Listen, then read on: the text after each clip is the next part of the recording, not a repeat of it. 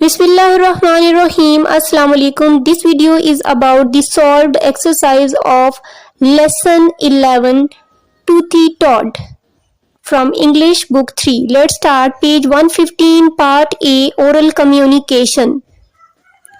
Break the given words into syllables and share it with the class. जी आपको जो words given है इनको syllables में डिवाइड करना है कि हर वर्ड का बताना है कि इस वर्ड में कितने सिलेबल्स हैं. सिलेबल्स क्या होते हैं? Part of a word, a minimum unit of a word. ठीक है, आपको इजी वर्डिंग में मैं आपको बता रही हूँ. अब यहाँ पे भी इसकी डेफिनेशन लिखी हुई है. A syllable is a unit of a pronunciation. ठीक है ना, वर्ड की वो डिवीजन प्रोनाउंसिएशन के लिहाज से जो डिवीजन होती है वर्ड की उसको सिलेबल कहते हैं. Every word is made from syllables. Her word जो है वो सिलेबल से बनता है. किसी वर्ड में एक सिलेबल होता है, किसी में दो होते हैं, किसी में तीन, किसी में चार और किसी में इससे ज्यादा भी हो सकते हैं. Each word has 1, 2, 3 or more syllables. Okay, every syllable has at least one vowel. और हर सिलेबल में ये रूल है कि एक वॉवल साउंड या साउंड होती है. ठीक है ना, लेटर्स दो हो सकते हैं लेकिन साउंड एक ही होगी. आपको पता है दो लेटर्स जो है ना जब आ जाए तो साउंड एक साउंड बनाते हैं, लॉन्ग साउंड बनाते हैं. तो ये रूल है कि एक सिलेबल में एक लेटर जो है एक वॉवल साउंड आ सकती है ए ई आई ओ यू में से. And vowel sound family. Okay, now word is pineapple. 3 number of syllables in pineapple. Pineapple. Okay. Next is strawberry. 3 number of syllables. Radish. Okay, ये है radishes. Radish is 3 number of syllables. Next is cucumbers. 3 number of syllables. Now learning to speak. Pronounce simple words with silent letters. Ji simple words silent letters के साथ इनको pronounce करें. ये देखिए हमारा first word KNIFE. It is knife. K is silent here. जब कोई letter silent हो जाता है तो उसकी sound produce नहीं होगी. लिखने में तो ये लिखा जाएगा लेकिन sound इसकी produce नहीं होगी. Next is listen. T is silent here. Okay. T is silent in the word listen. Next is write. W is silent. Hi. G is silent here. Now move on page number 116. Speak and identify the silent letters in the following words. In words में silent letters को हमने identify करना है. No में K silent है. Bridge में D silent. Honest में H silent. Our में H silent. आंसर में W silent है. Read aloud. Read the poem aloud with actions. इस पोएम को ऊंची आवाज में एक्शंस के साथ आपने क्लास में पढ़ना है. We wash our hands. We wash our hands to keep them clean. The cleanest hands you have ever seen. Use soap and water. That's the way to chase those dirty germs away. Next is sight words. Say and spell the given words. READ read. WRITE write. TELL tell. TEN ten. Part B reading and critical thinking. Reading comprehension. Read the text again given at the beginning of the unit and answer the following questions. जी आपके unit के शुरू में जो text दिया गया है उसको पढ़ें और फिर इन क्वेश्चंस के आंसर करें. Who would get perfect teeth? के सही दांत कौन हासिल करेगा, किसके सही दांत होंगे? Answer is the toad got perfect teeth. Next question. What made the toad a happy creature? Answer is the spell made the toad a happy creature. Next question. Why didn't the toad eat less sweets? Answer is the toad did not eat less sweets because he thought that his teeth are too strong for him. Next question. How do you think the toad's teeth fell? आपके ख्याल में toad के दांत कैसे गिरे? तो students इसकी काफी रीजन थी कि उसके दांत जो है वो गिर गए।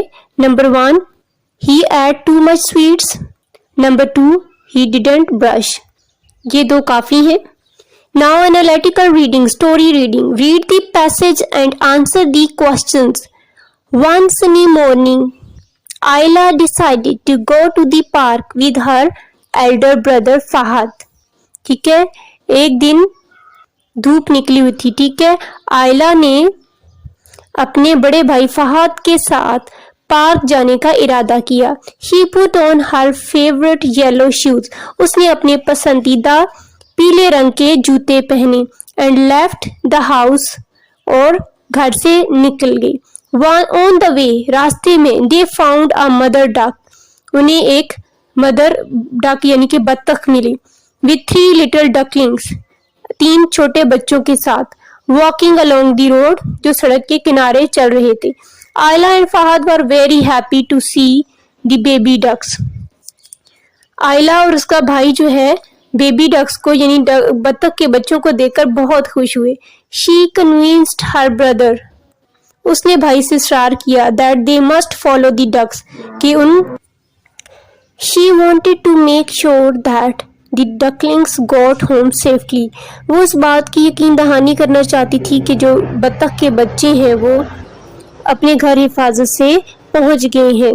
And circle the correct option. दुरुस्त जवाब का के गिर्द दायरा लगाएं। The morning was windy, dusty, sunny, rainy. Correct option is sunny. The name of Ayla's brother was A. Ahmed, B. Fahad, C. Umar, D. Zishan. Correct option is B. Fahad. The color of Ayla's shoe was A. brown, B. black, C. yellow, D. red. Correct option is C. yellow. Ayla found a dash, A. swan, B. duck, C. hen, D. cat. Correct option is B. duck. The total number of animals were A1, B2, C3, D4. Correct option is 4. एक duck और उसके 3 बच्चे। Ayla wanted to follow those animals because she found them cute. She wanted to take them home. She wanted to play with them. She wanted them to go home safe. तो last वाली option correct है D. She wanted them to go home safe. Now part C, language focus. What is a dictionary? Dictionary क्या है इसके बारे में हम देखते हैं। डिक्शनरी एक बुक है, ठीक है, छोटी सी बुक होती है। Dictionary is a book which has a list of words and their meanings. It is always in alphabetical order. Dictionary जो है एक किताब होती है, एक बुक होती है जिसमें वर्ड्स उनके मीनिंग्स लिखे होते हैं। ये लिखा होता है कि ये कौन सा पार्ट ऑफ स्पीच है, इसके कितने सिलेबल्स हैं, इसकी प्रोनाउंसिएशन कैसी है। ये सारी चीजें डिक्शनरी में एक वर्ड से रिलेटेड लिखी होती हैं और सारे वर्ड्स अल्फाबेटिकल ऑर्डर के मुताबिक होते हैं। अल्फाबेटिकल ऑर्डर यानी कि पहले ए वाले वर्ड, फिर बी वाले, फिर सी, फिर D.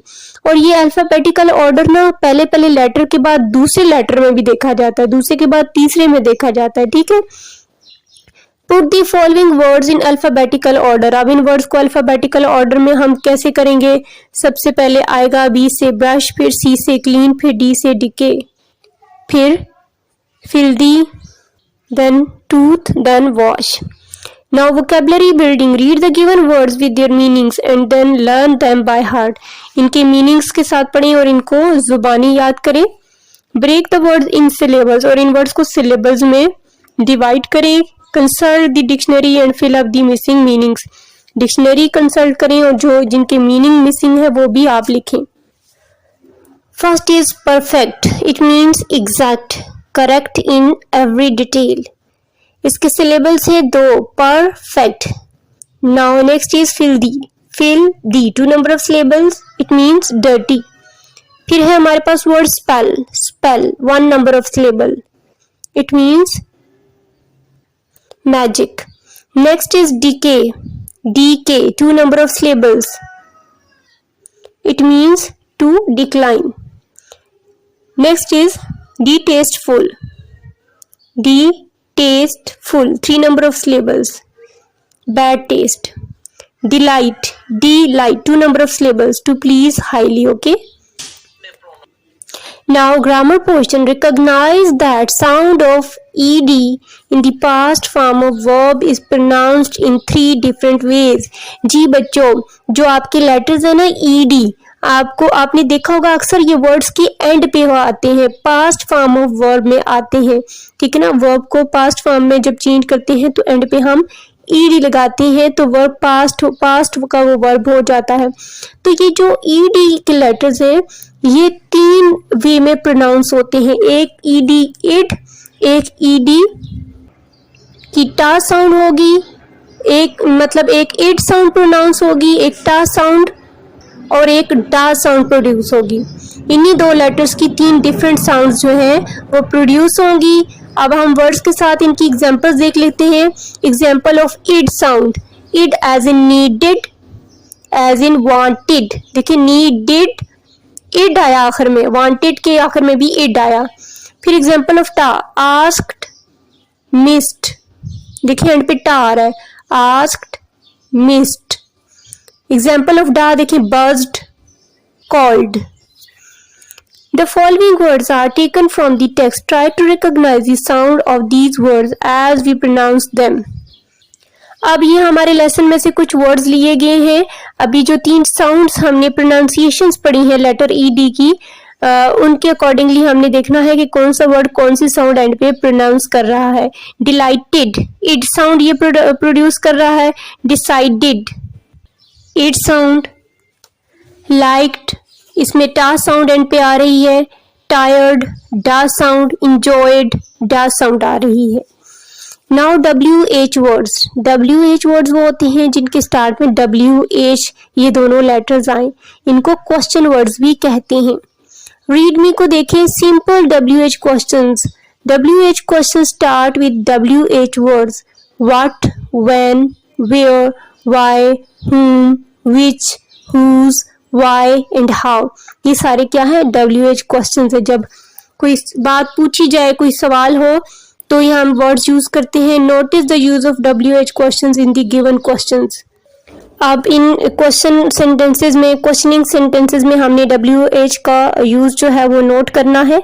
What is this, when will you go to the zoo, where is my jacket, who is your friend, whom will you invite, which color do you like, whose watch is this, where are you why are you so late, how do you feel now, this is an old camera। ठीक है, what is this, this is an old camera। आप देखिए what is this में है, question है, सवाल है कि ये क्या है, फिर उसका आंसर है this is an old camera. ये जो पहला वाला है व्हाट इज दिस, ये WH क्वेश्चन है, इसमें व्हाट जो है WH वर्ड है, यानी क्वेश्चन वर्ड है WH word. Now when will you go to the zoo, कब जाओगे, I will go on Sunday, इसका आंसर है व्हेन का मतलब है कब। Where is my jacket, where कहाँ, it is in my bedroom, ये इसका आंसर है। Who is your friend, who कौन है, हमाद इज माई फ्रेंड, इसका आंसर है। whom will you invite, whom किसको। which कौन सा, which color do you like, I like brown color। whose watch is this, किसकी, this is mine। where are you, why are you so late, why क्यों, I missed the morning bus, ये इसका answer है। how do you feel now, कैसे, कैसा महसूस करते हो, I am much better now, ये इसका आंसर है। तो इस तरह की बातें क्वेश्चंस पूछने के लिए आप WH वर्ड्स का इस्तेमाल करते हैं। अगली सफा पे 120 पे है, change the given statements into WH question form and practise them. Alisa wants to buy a book. अब ये हमारे पास स्टेटमेंट है, इसका हमने क्वेश्चन लिखना है, who wants to buy a book. Next is my friend's birthday is on 26। इसका question होगा whose birthday is on 26। Next is it's 10 o'clock। इसका क्वेश्चन क्या होगा, what is the time by your watch. Next statement है, my uncle's house is in satellite town. Question क्या होगा, where is your uncle's house. Below is a list of actions. Sometimes we wash hands before these actions and sometimes after doing them. जी आपको ये तस्वीरें कुछ दी गई हैं, इनमें कुछ एक्शंस शो हो रहे हैं। बाज़ औक़ात हम इनसे पहले हाथ धोते हैं और बाज़ औक़ात हम इनके बाद। Put a circle O around, circle O यानी कि सर्कल करना है around the actions that we do before washing our hands before. ठीक है, अब उसके गिर्द सर्कल करना है जिनसे पहले हम वॉश हैंड करते हैं and square for actions after which you must wash your hands, और उसके गिर्द सर्कल करने हैं जिसके बाद हमने लाजमी अपने हाथ धोने हैं। हम पढ़ लेते हैं using the bathroom, eating, touching your eyes, cooking dinner, touching animals, cleaning your room, touching garbage, blowing your nose, touching pet food. So first one is using the bathroom, square it, इसके गिर्द आप square डिब्बा बना दें।